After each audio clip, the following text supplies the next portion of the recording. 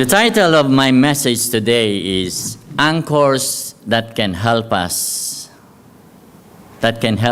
with the storms of life that we face.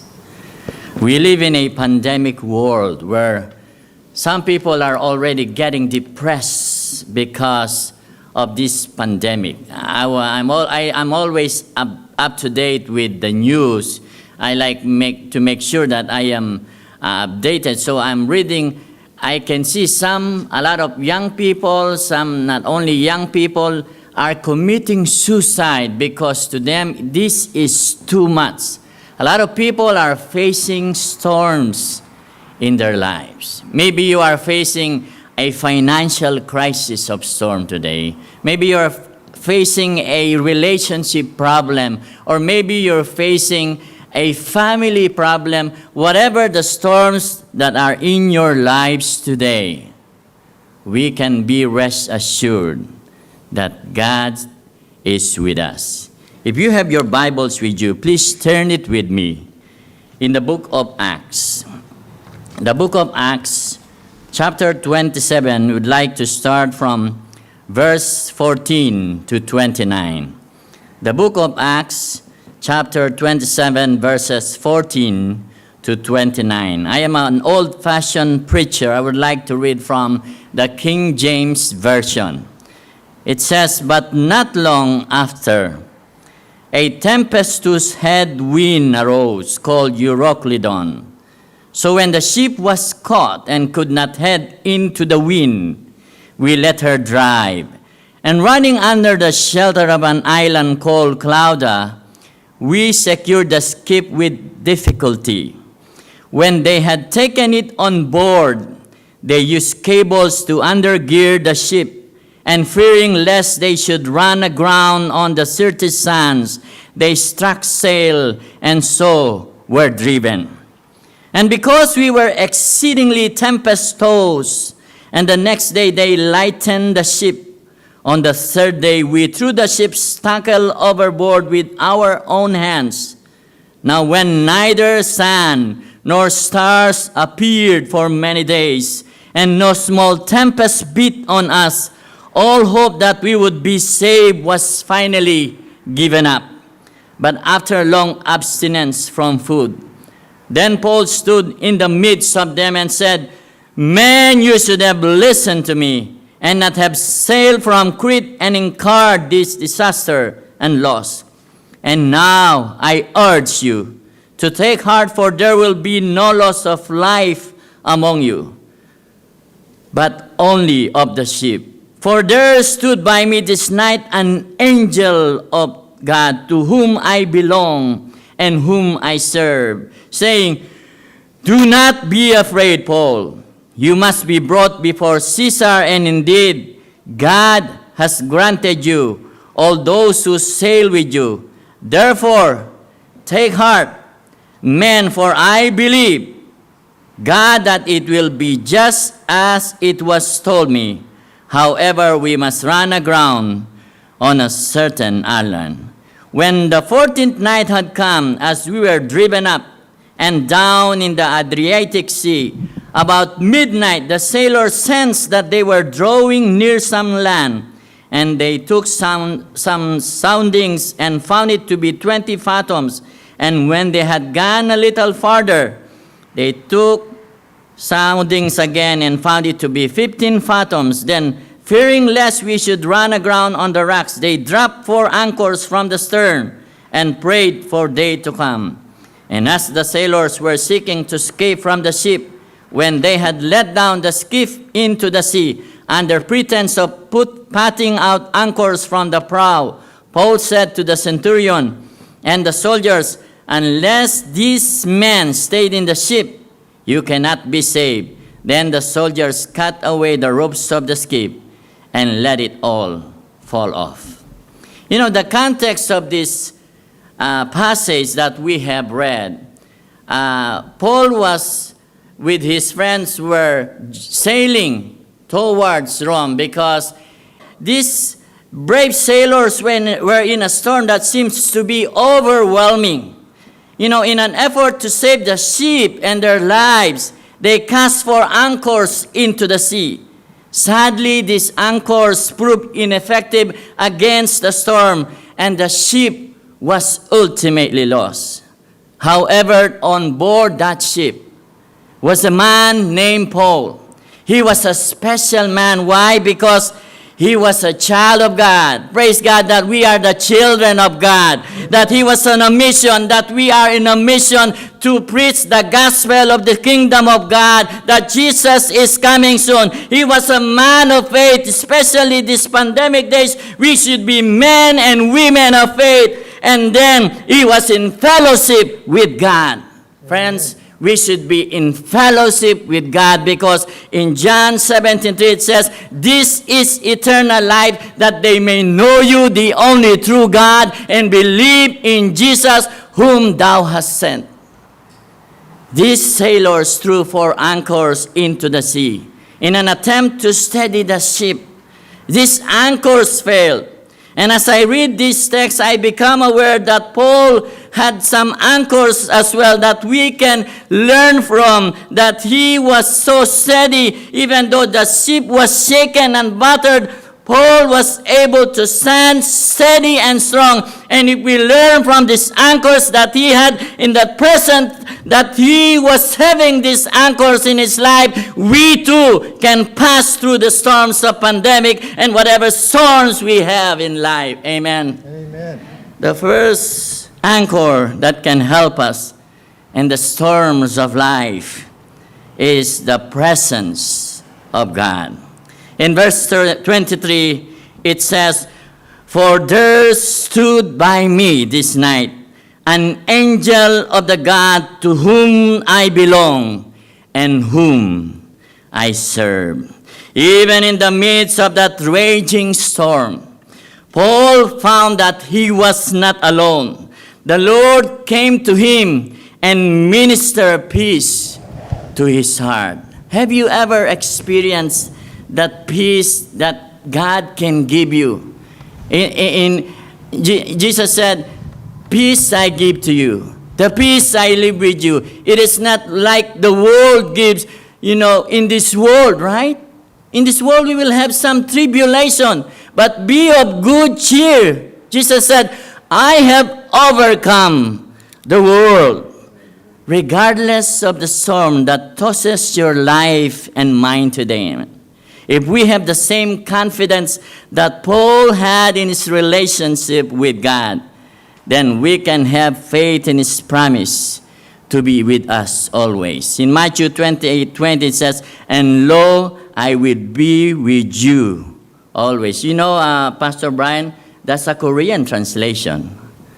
"And lo, I am with you always." What an encouragement it is to know that we will never face an instant life of our own. Every step, every valley, every mountain, every trials that we go through, every storm, God can be with us. King David said in Psalms 23:6, "Though I walk in the valley of the shadow of death, I will fear no evil, for thou art with me." Amen. When you have the presence of God, we have nothing to fear. Why? Because whatever storms we will face, whatever difficulties we will face in life, we will be assured of that presence, and the presence of God is enough to calm the storm. Amen. Remember when the disciples were afraid because they thought they were about to sink? Jesus said, "It is I." When Jesus is in your life, you can have that rest assurance that He will help you carry whatever storm you have in life. And I would like to relate a story when I was a student pastor in the Philippines. And part of the training that we have, we will be exposed to urban ministry, where we will stay in the city and live sometimes in the Smoky Mountain and be exposed to different kinds of life. And one exposure that we had is we go to the mountains and live with some natives, or we call them aborigines. And going to the mountains was not an easy task, because we were I would not say we were not from the city, but at least we're not living in the mountains. So from transitioning, living in the place where it is not mountainous and going to live in the mountain, it would be a big adjustment. So while we were going there, we had to pass a steep bridge where, all of us had to really be careful, climbing that steep bridge. And so when we were there, we have an African student. His name is Philip Akets.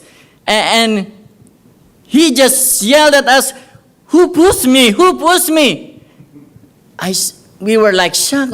No one pushed you. Why are you saying, "Who pushed you?" No, he said, "If I was not pushed up, I would have fallen. I would have fallen. Somebody pushed me." And then he realized that God was there, even in the difficult place that we were passing through. Friends, it's just like that. Sometimes, even the difficult moment that we go through in life, God is present all the time. Amen. You know that poem, Footprints in the Sand, right? Last night I had a dream. I dreamed that I was walking along the beach with the Lord, and I saw two set of footprints. One belongs to me, and the other belongs to the Lord. But during the most troublesome times of my life, I noticed there was only one set of footprints in the sand. And I asked the Lord, "Lord, you said that if I follow you, you will walk with me all the way." But I noticed during the most difficult times of my life, there was only one set of footprints in the sand. And the Lord answered, "I love you, and I would never, never, never, never leave you." During the time that you see only one set of footprints in the sand, it was then that I was carrying you. Friends, when we have that presence of God, we can be rest assured we can sail through the storms of life. Another anchor that can help us in the storms of life is the anchor of the promises of God. In verse 24 it says, saying, "Do not be afraid, Paul. You must be brought before Caesar, and indeed God has granted you all those who sail with you. Therefore take heart, men, for I believe God that it will be just as it was told me. However, we must run aground on a certain island." As Paul weathered that long, terrible storm, the Lord came to him with a precious promise. He reminded Paul that he would stand before Caesar and that all those on the ship were to be spared as well. For Paul, just saving a word from God was enough to anchor him and give him blessed assurance. Why? He knew that God was as good as his word. God is as good as his word. When he promised, he fulfills. When he promised that I am the bread of life, he will provide for us. When he promised that he is, the living fountain, whatever thirst in our life, he can quench whatever trials that we go through. Friends, Jesus said, "I will be with you," because he is the Alpha and Omega, the beginning and the end. There's nothing impossible before God. Amen. Amen. Friends, we can rely on the promises of God. I know a lot of people these days are afraid of the pandemic. We work as a chaplain, Pastor Eddie Allen. And when this came all about, me and Chaplain Brian, we were thinking, are we just gonna stay in the room or are we gonna visit the patients? And so it was a moment where even my wife was so scared because every time I come from work, I feel like I'm a person with leprosy. She would tell me, "Wash your hands first, shower first." I'm not used to that because I said, "Wow, whatever," and I feel like I was a leper. And me and Chaplain Brian, we were like thinking, are we gonna continue doing visitation. But then there was a point where I thought of it. The nurses risked their lives. The doctors risked their lives. I told Pastor Brian, God called us and we are bearers of God's word. The Bible says, be not afraid, for I am with you. If we as pastors are so afraid, we tell them we don't have faith in God. But if we visit and go out there and say we will visit and share God's word and comfort to patients, we can tell that we have faith in God. And so we continued with our visitation, and thank God. You know, sometimes we have that worries in our lives that sometimes choke us, you know. That's why Jesus said, do not worry in Matthew chapter 6, because it is forbidden to worry in the Bible. And worry is a word that, you know, to the point that it chokes you for not being able to perform anymore. To the point that you're so scared to do anything. That is the point of Satan. He wants us to be afraid. He wants us to stop our faith. He wants us not to praise the Lord. But friends, I tell you, we should go on, press on, because God is with us. And He has promised, I will be with you even unto the end of the age. You know, I would like to read from the Pilgrim's Progress. In one memorable scene from Bunyan's Pilgrim's Progress, Christian, finding the pathway difficult, climb over a stile to walk in a meadowy bypath. Eventually, the ground grew saggy and covered with poisonous vines. The sky became black, and Christian spent the night huddled at the foot of an oak tree, caught in a downpour. Next morning, giant despair came upon him, captured him, beat him, and imprisoned him in the dungeon of Doubting Castle with its grim battlements and thick black walls. Christian tried to sing but couldn't. His mood was dungeon dark. Giant despair beat him mercilessly and grew weaker each day. At length, he found in his cell a rope, a knife, and a bottle of poison, the tools of suicide, and for a moment, he was tempted to end his misery. But one evening about midnight, he began to pray. And a little before day, good Christian, as one half amazed, break out into his passionate speech, "What a fool am I, thus to lie in the stinking dungeon, when I may as well walk at liberty. I have a key in my bosom, called promise, that will, I am sure, open any lock in the Doubting Castle." Friends, that promise of God, that He will be with you no matter what, gives me the calm assurance that everything is just gonna be fine. Why? Because we can face tomorrow, for we know who holds our hand. The next point is the anchor of the providence of God. In verse 24, it says, saying, "Do not be afraid, Paul. You must be brought before Caesar, and indeed God has granted you all those who sail with you." You know, Paul is told by the Lord that this storm is part of God working out His plans in Paul's life. At that moment in time, that storm was the safest place in the world for Paul to be. Why? Because he was in the will of the Lord, and God was working in a mighty way in the situation to bring about His will for his life. You know, sometimes we are in a situation where, "Lord, is this your will for me?" Have you ever thought of that? That sometimes you are in a difficult situation where you are pressed with a lot of choices, whether you serve the Lord or you will turn away from the Lord.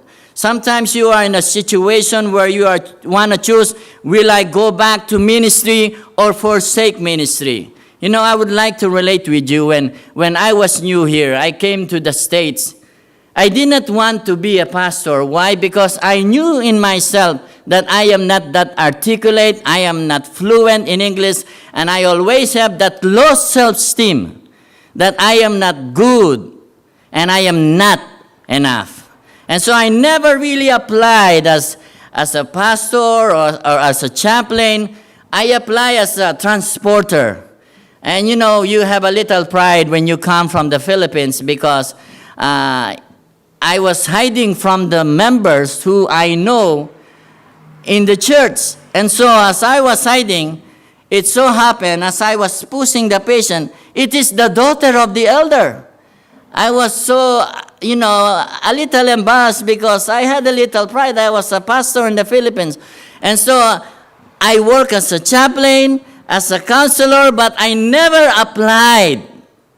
I never applied as a pastor in a conference. And then I was working as a counselor, and I continued to share God's word to the patients and to the staff. And, word came to the chaplains that here is this guy. He was a pastor in the Philippines, and they recommended me to be chaplain. Friends, sometimes we are in a place where we think, is this the will of God for us? But friends, that God is providential is always true for those who have faith in God. And He will always provide. That's why King David said, "The Lord is my shepherd, I shall not want." Emperor Charles V was trying to assassinate John Brandes, friend of Martin Luther. Hearing of the plot, Brandes barely had time to grab a loaf of bread and duck into his neighbor's hayloft. There he hid 14 days. The bread was quickly gone, but the Lord sent a hen who showed up and laid an egg each day for 14 days. In this way, Brandes was kept alive. On the 15th day, the chicken didn't come, and the reformer wondered what he would do, but from the street below came the cries, "The Calvary men are gone at last." In a similar way, a dog provided for the needs of another reformer, John Craig, who was arrested during the Inquisition. On the eve of scheduled execution, Craig escaped, but while fleeing the Italian backcountry, he ran out of food, and suddenly a dog approached him, a purse in its mouth. Craig tried to drive that animal away, but the dog persisted in bringing the purse to Craig.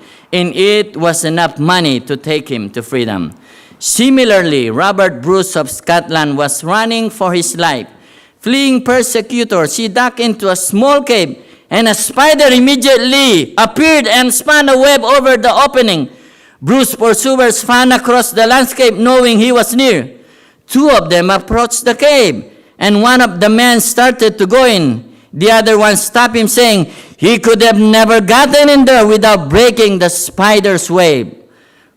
Bruce breathed this prayer, "O God, I thank thee that in the tiny bowel of a spider you can place for me a shelter." Friends, whatever your need, whatever your difficulties, whatever problem that you are going through, the God that we serve, there is nothing that He cannot do. Everything is possible with the God that we serve. Because the God that we serve is an almighty God. The things that we think difficult becomes easy. The things that become, impossible is possible with God. The things that we think is unattainable is attainable with God. Because the God that we serve is a mighty God. And we can be proud to say, I serve a living God. And in closing, another anchor that we can have is the performance of God. In verse 44, it says, "And the rest, some on boats and some on broken pieces of the ship. And so it came to pass that they escaped all safe to land." They were able to escape the terrible storm because God was with them. In Philippians 1:6, it says, Paul said, "He who began a good work in me will be able to complete it until the end." I have nothing to fear. I have nothing to fear whatever pandemic that will come. I have nothing to fear whatever troubles that will arise in this world. I have nothing to fear. We have nothing to fear. Ellen White says, we have nothing to fear for the future, except lest we forget how the Lord has led us in the past. Friends, I know we have this pandemic, and a lot of people are giving up their hope in God. Some people are feeling depressed. You know, there was a young man that came to me in my office. He was knocking hurriedly, opened the door, and I thought there's something happening. And so he said, "Can I talk to you, chaplain?" I said, "Yeah, what's going on?" He said, "You know, I don't understand what's going on, why we have this pandemic. I'm feeling depressed. I cannot feel at ease. You know, I just cannot move on. I feel like so terrible in myself. I don't know what to do." He was feeling depressed because of the pandemic, and I assure him of God's word. Friends, it is the same assurance that I can give to us today in Matthew 28:20 and in Psalms 23:6. "Lo, I am with you always, and even though we walk in the valley of the shadow of death, I will fear no evil, for God is with me and with you." May the Lord bless us this morning, this afternoon. This is my prayer.